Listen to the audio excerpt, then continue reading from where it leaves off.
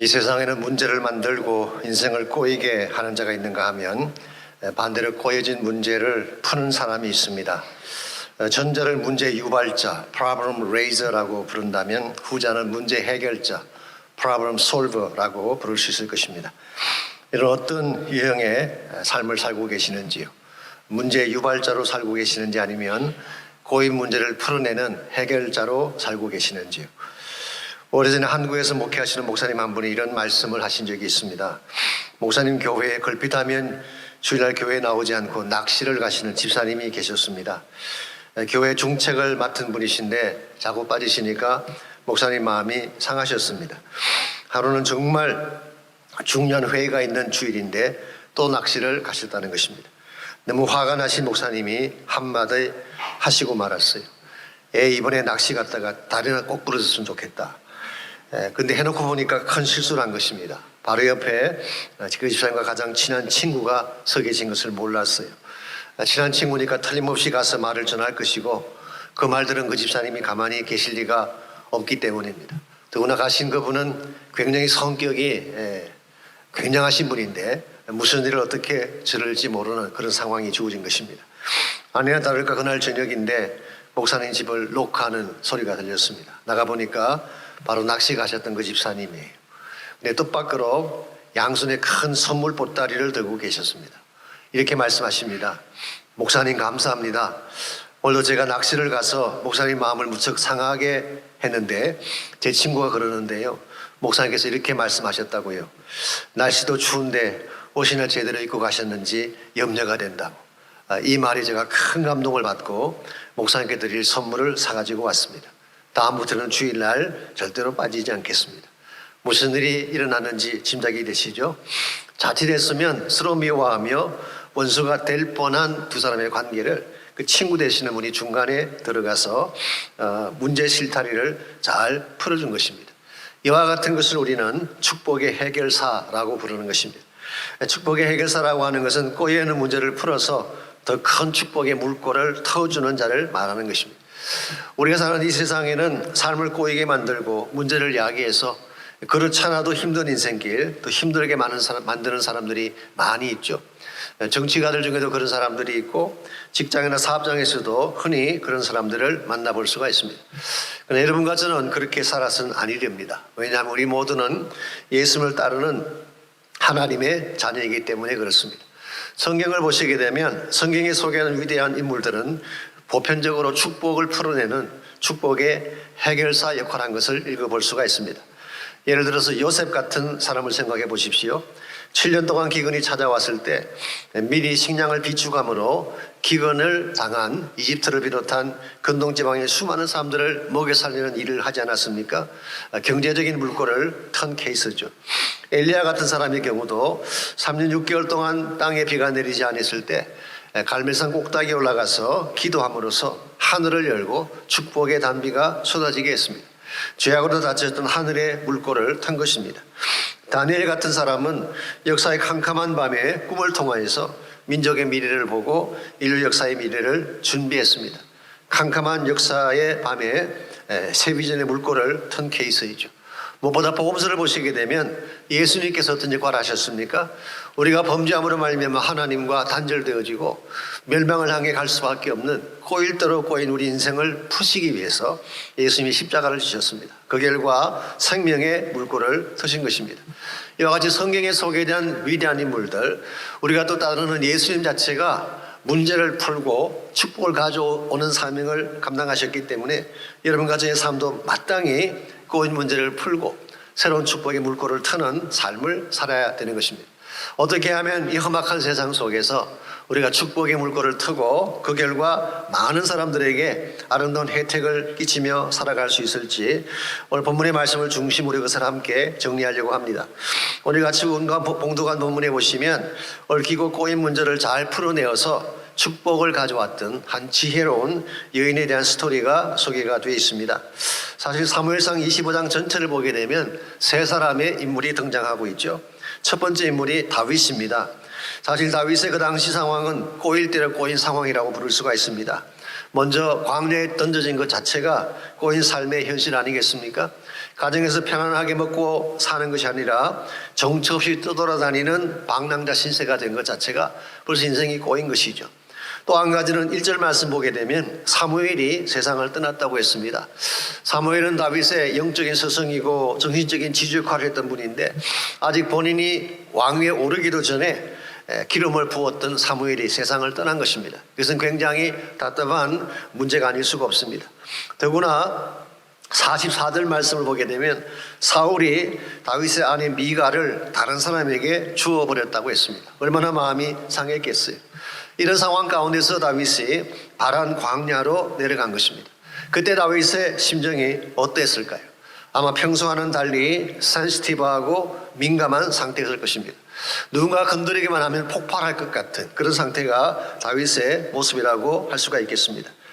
두 번째 인물이 나발입니다. 2절과 3절에 보시면 나발이 어떤 분인가가 소개가 되어 있습니다. 2절입니다. 마온에 한 사람이 있는데 그의 성읍이 갈멜에 있고 심히 부하여 양이 3,000마리요 염소가 1,000마리므로 그가 갈멜에서 그의 양털을 깎고 있었으니 그 사람의 이름은 나발이요 그의 아내 이름은 아비가일이라 그 여자는 총명하고 용모가 아름다우니 남자는 완고하고 행실이 악하며 그런 갈렙 족속이었더라. 여기 보게 되면 마온에 살고 있는 한 부자가 나오는데 그의 이름이 나발이라고 했습니다. 얼마나 부자였느냐? 양이 3,000마리나 되고 염소가 1,000마리나 되는 그 당시로서는 엄청난 부를 의미하는 것입니다. 근데 3절 말씀 보니까 돈은 많은데 성격은 과히 좋지 않았던 것 같습니다. 완고하고 행실이 약하다고 했죠. 여기서 완고하다는 말은 단순히 고집이 세다 그런 뜻이 아니라 무례하고 막대 먹었다. 영어 성경 보시면 churlish 그렇게 번역을 해놓았습니다. 막대 먹은 그런 성품. 거기다가 행실이 악하다고 했는데요. 이것은 미인하다, 야비하다, 비열하다 그런 뜻입니다. 그래서 그의 이름을 나발이라고 부른 것 같아요. 나발 이름 뜻 자체가 foolish, 미련하다, 어리석다고 하는 그런 뜻이죠. maybe 나발이라는 이름이 본명은 아닌 것 같습니다. 주석가들에 의하면은 별명일 가능성이 많습니다만은 그의 삶 자체가 인격 자체가 이처럼 어리석었기 때문에 붙여진 이름 같습니다. 여기서 한 가지 짚고 넘어가야 될 성경 해석학적인 문제가 하나 있습니다. 큰 문제는 아니지만 우리말 번역 개역 개정에는 갈렙 족속이다라고 되어 있는데요. 옛날 성경인 개역 한글에서는 갈멜 족속으로 그렇게 기록이 되어 있습니다. 어느 것이 맞을까요? 영어 성경을 보시게 되면 대다수 영어 성경들은 갈렙의 후손, descendants of Caleb 그렇게 주로 번역을 해놓았어요. 그런데 70인역은 히브리 구약 성경을 헬라말로 번역한 것을 70인역이라고 그러죠. 70인역이나 시리아 볼전이나 유대 역사가인 조세푸스가 쓴 글에 보게 되면 갈멜 족속으로 소개가 되고 있습니다. 어느 것이 옳은 것일까요? 사실은 둘 다 비슷한 어원에 선 것이기 때문에 어원 자체만 가지고는 분별하기가 쉽지 않습니다. 그런데 문맥을 보게 되면 갈렙의 후손일 가능성이 많습니다. 왜냐하면 나발이 살고 있던 마온이나 갈멜 지역이 갈렙이 물려받았던 헤브론 지역이기 때문입니다. 기억나실지 모르지만 여호수아서에 보게 되면 갈렙이 이 산지를 내게 주십시오라고 했고 그가 든 산지가 헤브론 지역이라고 했죠. 그러므로 나발은 갈렙의 후손으로서 갈렙의 유업을 물려받았기 때문에 부자가 되었을 가능성이 있습니다. 여기서 한 가지 흥미로운 것이 뭡니까? 그는 갈렙으로부터 재산을 물려받았는데 갈렙이 가지고 있던 믿음과 영적 유산은 물려받지 않은 것 같습니다. 예나 지금이나 항상 이것이 문제죠. 우리 자녀들에게 돈만 물려주면 되나요? 정신을 물려줘야지. 바른 믿음을 물려줘야 되는데 이 나발은 갈렙의 재산만 물려받은 것입니다. 그리고 maybe 이것 때문에 70인역이나 조세푸스가 갈멜 족속이라고 번역했을 가능성도 있습니다. 이 갈멜이라는 말의 어원을 찾아보면요, dog-like, 개 같다 그런 의미를 갖고 있어요. 여러분 개 같은 기분이다 이런 개 같은 경우가 있나 할 때 그 개. 그러므로 이 나발이라는 인물은 한마디로 개같이 비열하고 누추하고 미련한 사람, 이러한 나발이었기 때문에 4절에서 13절까지를 보게 되면 다윗을 추릿한 내용이 나와 있습니다. 한 번은 다윗이 나발이 양털 깎는다는 소식을 듣고 10명의 부하를 보냈습니다. 예를 갖추어서 정중하게 문안을 하고 평안을 구한 후에 내게 은혜를 얻게 해주십시오. 이 말은 먹을 양식을 주십시오. 그런 요청한 것입니다. 사실 다윗은 이것을 요청할 충분한 입장이 되었습니다. 왜냐하면 그동안 자기 부하들이 나발의 양떼를 잘 보호하며 지켜주었기 때문에. 더구나 지금 이때가 양털 깎는 때였다 그랬잖아요. 양털 깎는다고 하는 것은 목축하는 사람들에게는 추수기를 말하는 것입니다. 이때가 오면 일반적으로 사람들을 초청해서 함께 떡을 떼며 축제를 벌이는 것이 통례입니다. 그래서 다윗은 양털 깎는 때이기 때문에 더구나 그동안 많은 은택을 입혔기 때문에 양식을 요청하러 보낸 것인데요. 10절과 11절을 보시면은 여기에 대해서 나발이 어떤 반응을 보이고 있나요? 나발이 다윗의 사환들에게 대답하여 이르되 다윗은 누구며 이새의 아들은 누구냐? 요즘에 각기 주인에게서 억지로 떠나는 종이 많도다. 다윗이 누구냐라고 묻고 있습니다. 좀 더 쉽게 심하게 표현하자면 어디서 굴러온 개백닭이냐, 그런 모욕적인 단어예요. 솔직히 그 당시 다윗 모르는 사람이 있었겠어요? 이스라엘에 다윗을 모르는 사람은 없습니다. 그래도 불구하고 데이빗 후, 이건 굉장히 다윗을 무시하고 모욕하는 언사이죠. 여기에다가 요즘 주인에게서 억지로 떠나는 종이 많다. 이 말은 돌려서 이야기를 했지만 사실 이런 뜻을 가지고 있죠. 사울 왕에서 떠난 다윗을 지칭하면서 표현한 것입니다. 그러면서 11절에서 내가 어찌 내 떡과 물과 내 양털 깎는 자를 위하여 잡은 고기를 가져다가 어디서 왔는지도 알지 못하는 자들에게 주겠느냐. 한마디로 아주 냉혹하게 거절을 했어요. 그냥 거절한 게 아니라 모욕을 주면서 거절한 것입니다. 이것은 배은망덕한 행동이 아닐 수가 없습니다. 지금까지 다윗이 얼마나 이 나발의 양떼들을 위해 수고를 많이 했는데 이것을 이런 지하에 거절한 것이죠. 더구나 나발이 이와 같은 행동을 취하게 된 배경에는 사울왕 때문입니다.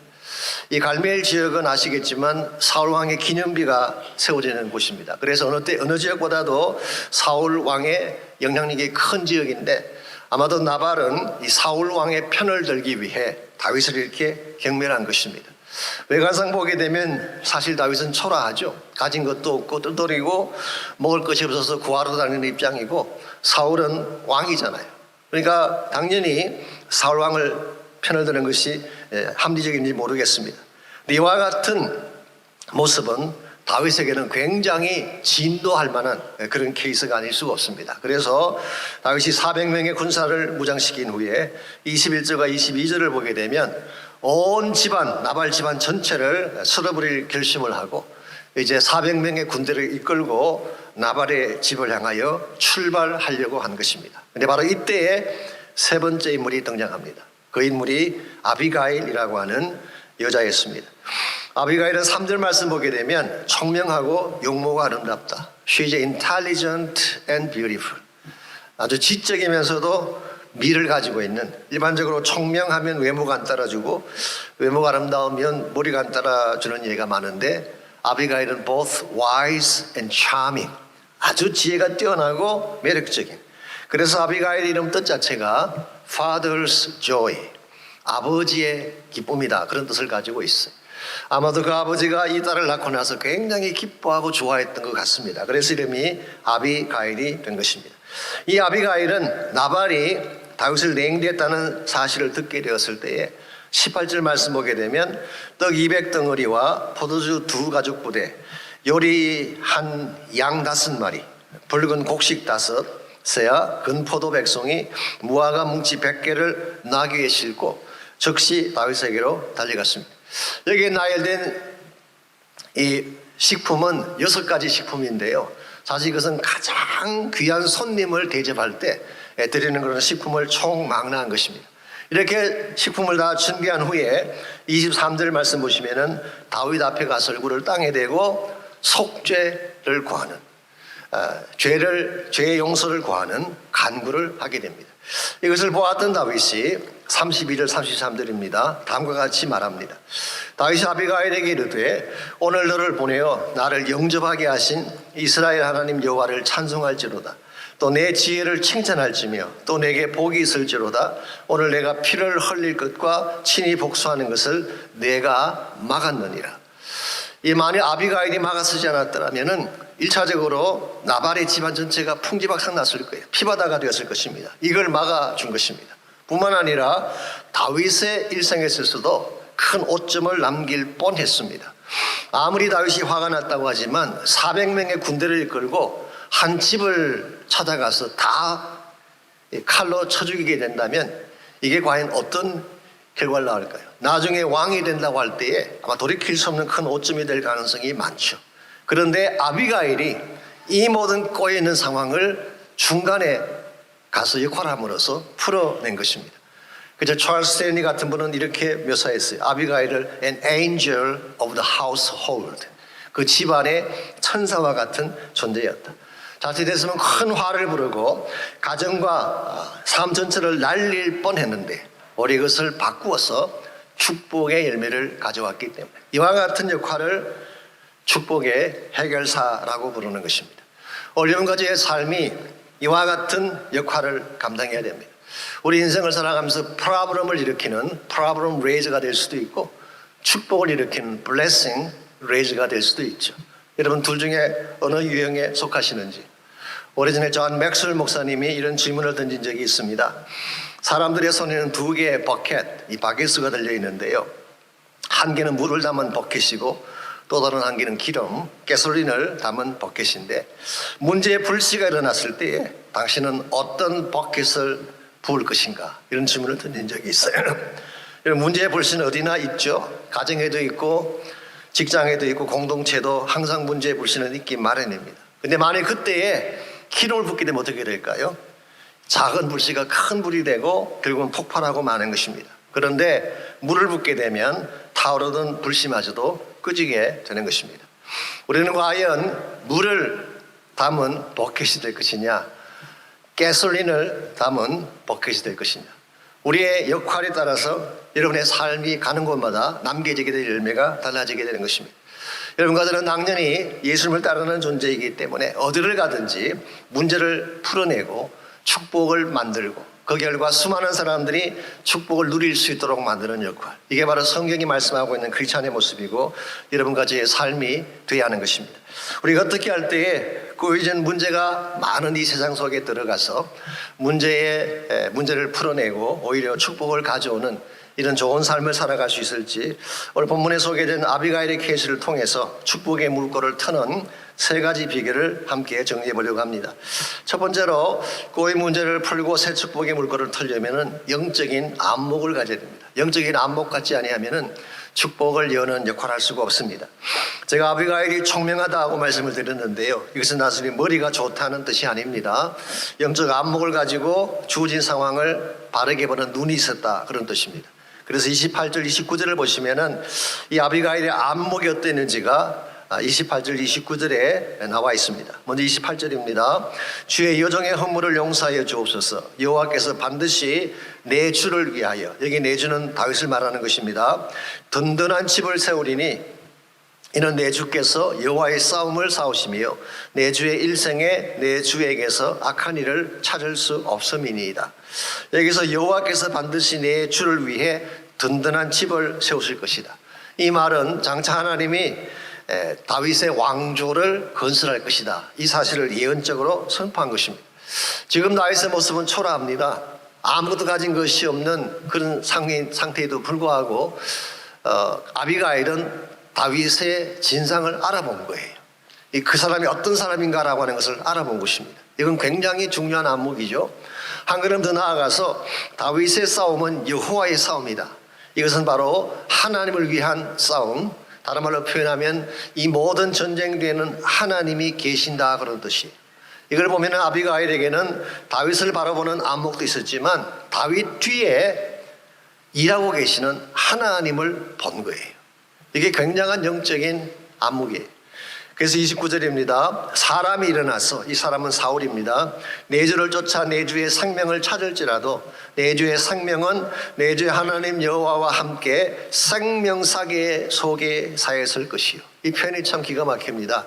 이 사계라는 이것이 번들, 보자기를 말하는 것입니다. NIV 성경은 treasure pouch, 이 보물 주머니, 그렇게 번역을 해놓았어요.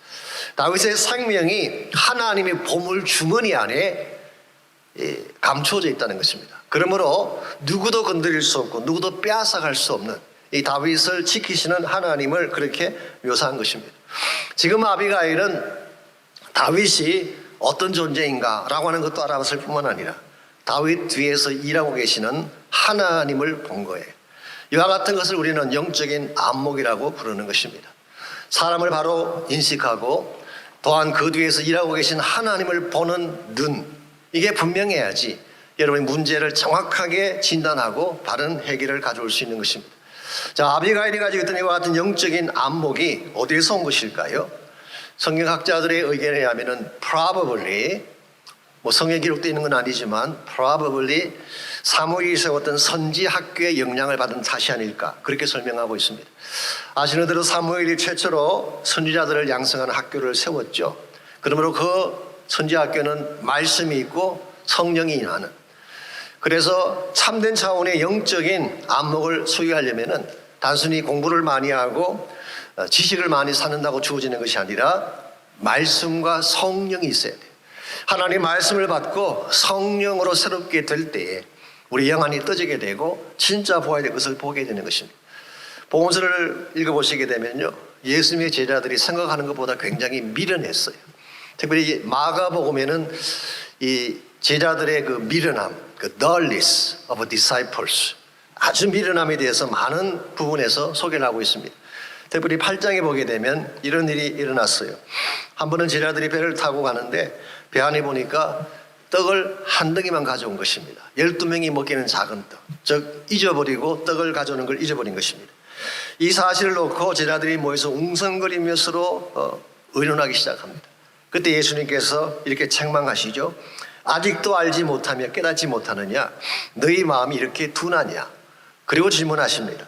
내가 떡 5개로 5,000명을 먹일 때 조각 몇 바구니를 거두었느냐? 12개입니다. 또 7개로 4,000명을 먹일 때는 몇 광주리를 거두었느냐? 7입니다. 이 정도까지 질문하셨으면 알아차려야 되는 거 아니에요?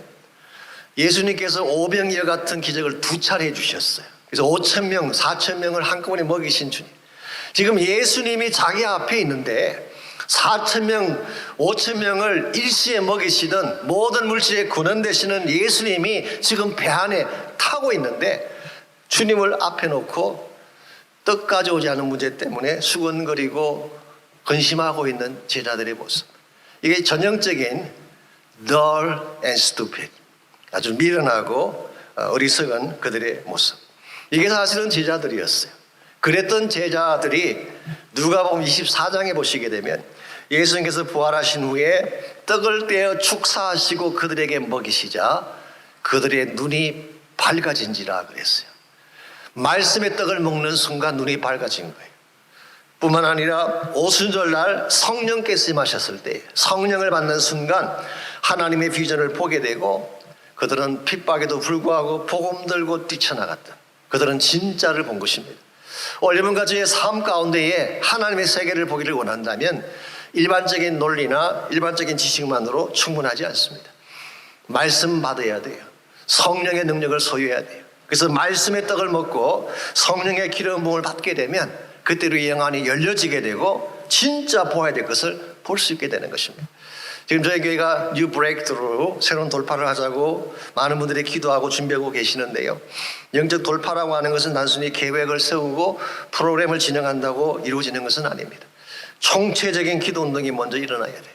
기도하는 가운데 성령께서 임재하시고 성령이 우리 가슴 속에 부어질 때 그때 우리의 영이 열려지면서 하나님이 기뻐하시는 부흥의 역사가 시작이 되는 것입니다. 그러므로 우리가 이 꼬여 있는 문제들을 풀어내고 새로운 축복의 창을 열어가려면 1차적으로 영적인 눈이 떠져야 되는 것입니다. 두 번째로 꼬인 문제를 풀고 새로운 축복을 열어가려면 건강한 지혜를 가져야 됩니다. 건강한 지혜. 오늘 본문에서 아비가일이 축복의 해결사가 될 수 있었던 두 번째 이유는 바른 지혜를 가졌기 때문입니다. 33절을 보시면은 다윗이 아비가일을 칭찬할 때에 어떤 부분을 칭찬하고 있습니까? 또 내 지혜를 칭찬할지며 그랬어요. 아비가일이 가지고 있던 지혜를 다윗이 칭찬을 했습니다. 일반적으로 이 건강한 지혜는 세 가지 특징을 가지고 있다고 합니다. 첫 번째가 판단력이에요. 판단력. 이 지혜라고 하는 것은 단순한 이 인포메이션을 말하는 것이 아닙니다. 여러분이 아무리 많은 정보를 가져도 그건 지혜가 아니에요. 지식이죠. 이 많은 정보들을 종합해서 바른 결론을 내릴 수 있어야지 이걸 지혜라고 부르는 것입니다. 그래서 이런 우스갯소리가 있지 않습니까? 아들이 TV를 보다가 헤드라인 뉴스라고 하는 자막을 보고 아빠에게 질문했습니다. 아빠, 헤드라인이 무슨 뜻이야? 그랬더니 아빠가 설명을 합니다. 헤드가 뭐지? 머리잖아. 라인은 뭐냐? 줄이잖아. 그래서 합하면 무슨 뜻이 되겠니? 머리에 난 줄, 가르마를 말하는 거야. 이런 경우는 종합적인 인포메이션의 종합이라고 할 수가 없죠. 무식함의 발로일 뿐이지. 아무리 많은 양의 지식을 가져도 종합해서 바른 판단을 내리지 못하면 지혜라고 할 수가 없어요. 두 번째로 건강한 지혜는 순발력이 있습니다. 기회를 놓치지 않고 붙잡는 결단을 말하는 것입니다. 우리에게 어떤 상황이 왔을 때에 이것이 기회라고 생각할 때 붙들 수 있는 순발력이 이게 바로 지혜예요. 이와 같은 지혜를 사용하지 아니하면 절대로 앞서가는 인생이 될 수는 없습니다. 세 번째로 설득력입니다. 진정한 지혜는 우긴다고 되는 게 아니죠. 커뮤니케이션을 통해서 상대의 마음을 사로잡을 수 있을 때 이와 같은 것을 지혜라고 말하는 것입니다. 오늘 본문에 보시게 되면 아비가일은 이 세 가지 요소를 다 갖추고 있었어요. 첫째로 그녀에게는 정확한 판단력이 있었습니다. 그는 주어진 상황을 정확하게 판단해낼 수 있는 능력이 있었어요. 일반적으로 구약 성경에서 지혜라고 하는 단어는 히브리 말로 호크마라는 단어를 씁니다. 주석 이름이기도 하지만 호크마라는 단어를 썼는데 오늘 본문에 사용된 단어는 호크마가 아니고 탐이라는 단어를 썼어요. 이 단어는 사실은 discretion 혹은 discernment 그렇게 번역하는 것이 옳은 단어. 이 분별력, 판단력을 말하는 것입니다. 그래서 아비가일에게는 이와 같은 판단할 수 있는 능력이 그에게 있었어요. 두 번째로 기회를 놓치지 않고 즉시 행동을 합니다. 18절과 23절을 보시면은 급히라고 하는 단어가 반복해서 나오고 있죠. 지금 상황이 벌어졌습니다. 다윗이 진노한 가운데 진군한다는 이야기를 들었을 때 지체하지 않고 곧바로 음식을 준비해서 달려간 것입니다. 이게 바로 순발력이죠. 순발력. 만일에 아비가일이 하룻밤을 지체했더라면 maybe 이스라엘 역사 자체가 바뀌어졌을 가능성이 많습니다. 세 번째로 다윗을 차분하게 설득합니다. 26절입니다. 내 주여 여호와께서 살아계심을 두고 맹세하노니 내 주도 살아계시거니와 내 주의 손으로 피를 흘려 친히 보복하시는 일을 여호와께서 막으셨으니 내 주의 원수들과 내 주를 해하려는 자들은 나발과 같이 되기를 원합니다. 아비가일은 이렇게 말합니다. 당신이 친히 복수하는 것은 하나님의 뜻이 아닙니다. 장차 왕이 될 인물인데 이 복수의 피를 흘렸어야 되겠습니까? 다른 말로 표현하면 다윗이 가지고 있는 가장 중요한 어젠다를 부각시키는 것입니다. 그리고 나발의 복수에 대한 것은 이건 그냥 둬도 될 일입니다. 하나님이 알아서 할 일입니다. 즉 본질과 비본질을 잘 구별하고 있어요. 정말 다윗이 소중하게 간직해야 될 본질은 장차 왕이 되는 거예요. 그리고 지금 당장 나서지 않아도 상관없는 일, 그것은 바로 원수 갚는 일. 나발에 대한 것은 비본질인 것입니다. 이와 같이 정확하게 다윗이 가장 원하는 것이 무엇인지를 잘 끄집어내고 불필요한 것들을 제거시키는 이 지혜를 본 다윗이 감동을 받게 되죠. 그래서 나중에 나발이 하나님이 치셔서 죽게 되자 아비가일을 자기 아내로 삼게 된 사실을 성경이 기록하고 있습니다. 아무도 다윗의 마음속에 이런 생각이 있었겠죠. 이 정도의 지혜를 가진 여자라면 내 삶에 큰 도움이 될 거야. 그래서 아비가일이 이스라엘의 왕족이 되고 더 큰 영광으로 쓰임받은 사실을 성경이 소개하고 있습니다. 여러분, 축복의 기회라고 하는 것은 항상 주어지는 것이 아닙니다. 왔을 때 잡아야 돼요. 이걸 영적 순발력입니다. 우리 인생을 살다 보면은 항상 하나님이 나를 서시고자 하는 기회가 찾아오죠. 그때를 보니 예설하고 순종하게 되면 엄청난 능력을 맛보게 되고 기적을 맛볼 수 있는 것입니다. 다시 하나님의 교회도 보게 되면요, 여러분이 하나님을 섬길 수 있는 많은 기회들이 찾아오게 되죠. 그런데 선교, 하나님이 주시는 큰 기회죠. 섬기는 것, 큰 기회입니다. 아까 광고 시간에 우리 영화부 보조교사 광고했는데요, 사실 큰 기회죠. 이걸 놓치지 아니하고 붙잡는 사람, 이 영적 순발력 가진 사람이죠. 그런 자를 통해 오늘도 하나님은 일하고 계시고 하나님의 역사들은 이루어지는 것입니다. 이와 같이 꼬인 문제를 잘 풀어내고 축복의 새로운 물꼬를 터내려면 1차적으로는 영적인 안목을 가져야 돼요. 말씀과 성령을 통하여. 두 번째로 바른 지혜를 가지고 바른 판단력으로 순종할 때에 여러분의 삶이 하나님께 쓰임받는 것입니다. 마지막 세 번째로 우리가 영적인 그 축복의 물꼬를 터내려면 합당한 헌신, 적절한 헌신을 드려야 되는 것입니다. 우리가 하나님을 위해 쓰임받고 싶다, 그리고 나의 인생이 축복의 물꼬를 트는 삶이 되고 싶다라고 이야기한다면 실제적인 헌신을 드려야 되는 것입니다. 35절을 보시게 되면 다윗이 아비가일의 청을 들어주는 과정에서 나타난 굉장히 중요한 요소 하나가 소개되어 있죠. 35절입니다. 다윗이 그가 가져온 것을 그의 손에서 받고 그에게 이르되 내 집으로 평안히 올라가라. 내가 내 말을 듣고 내 청을 허락한도라. 여기서 다윗은 아비가일이 가져온 것을 받은 것입니다. 그럼 아비가일이 드린 것이 뭘까요? 아까 18절에서 말씀드렸죠. 6가지 음식. 6가지 음식은 단순히 많은 양을 의미하는 것이 아닙니다. 정성이 들어간 음식을 말하는 거예요. 가장 존귀한 자에게 올려드릴 가장 아름다운 예물, 이게 아비가일이 다윗에게 드린 예물이죠. The best gift for the highest one. 가장 존귀한 분에게 가장 소중한 예물을 드리는 것. 이게 사실 여러분과 제가 하나님께 올려드려야 될 예물의 특징이죠. 우리의 삶이 축복의 통로가 되기를 정말 원한다면, 나를 통해 막혀있는 길들이 열려져서 수많은 사람들에게 복음의 생수가 흘러가게 하기를 정말 원한다면 내가 하나님께 바른 것을 드려야 된다는 것입니다. 나의 것을 드리지 아니하고 희생하지 아니하고 움켜잡은 상태에서 내가 축복의 통로가 되겠다, 이건 앞뒤가 맞지 않는 것이죠. 정말 여러분과 제가 하나님께 쓰임받는 인생이 되고 주의 나라 복음 위에 쓰임받는 인생이 되기를 원한다면 기꺼이 나의 것을 드릴 수 있어야 됩니다. 제가 얼마 전에 크리스천 타임즈라고 하는 신문에서 그 김정화라고 하는 배우에 대한 인터뷰 기사를 제가 보게 됐습니다. 사진 나왔네요. 예쁘죠? 길거리 캐스팅으로 배우가 됐다고 하니까 민모가 굉장히 뛰어난 건 확실합니다.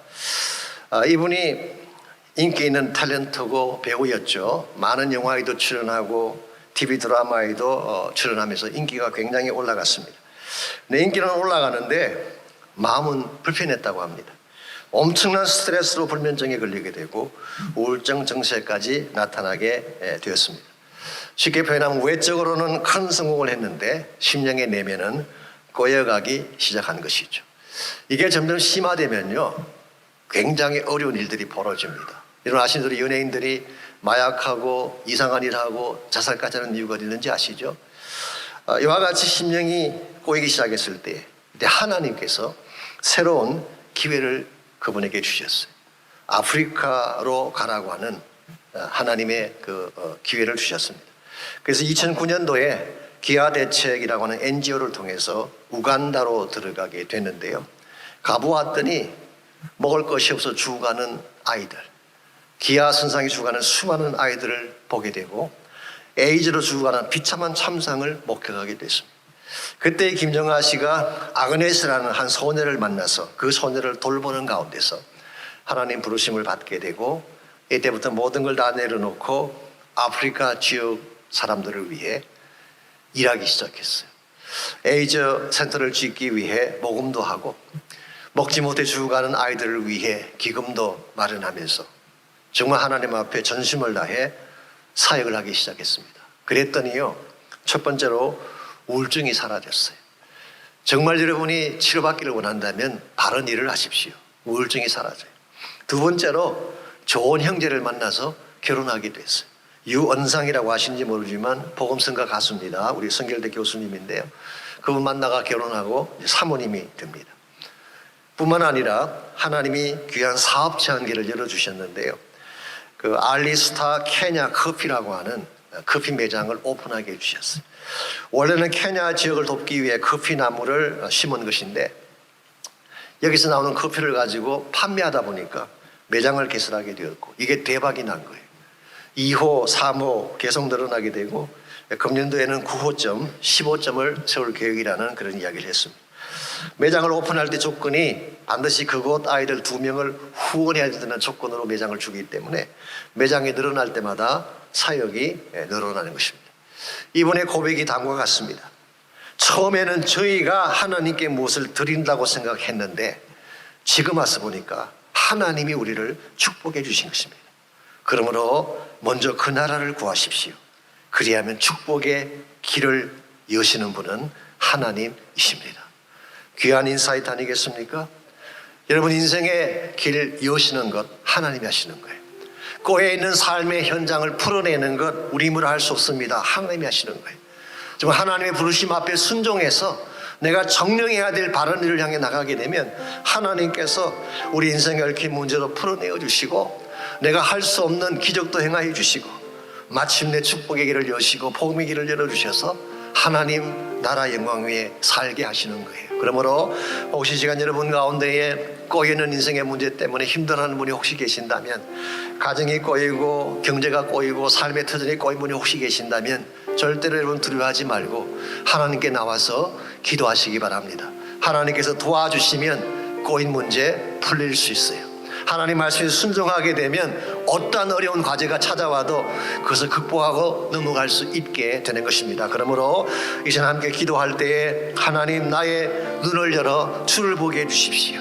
세상 보지 않게 하시고 내 앞에 주어지는 척박한 환경 보지 않게 하시고 주님 보게 하여 주옵소서. 주의 길 보게 하시고 하나님 나라 비전을 보게 해달라고 기도하시기를 바랍니다.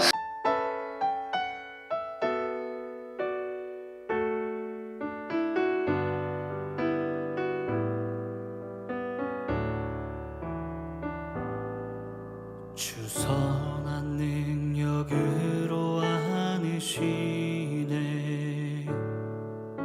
그 크신 발로 날 붙드시네. 절망 속에도 흔들리지 않고 사랑하는 주 얼굴 구하리.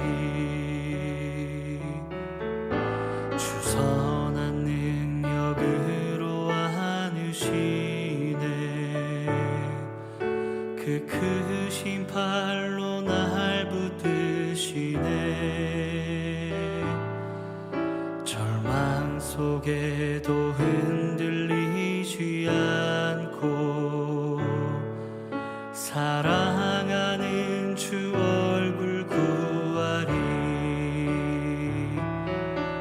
선한 능력으로 일어서리. 주만 의지하리. 믿음으로 우리 고대한에 주 오실 그날 영광의 새날을 맞이하리. 이전의 괴로움 날에 워싸고 고난의 길을 걷는다 해도 주님께 모두 맡긴 우리 영혼 끝내 승리의 날을 맞으리. 선한 능력으로 일어서리. 주만 의지하리. 믿음으로 우리 고대한에 주 오실 그날 영광의 새날을 맞이하리. 주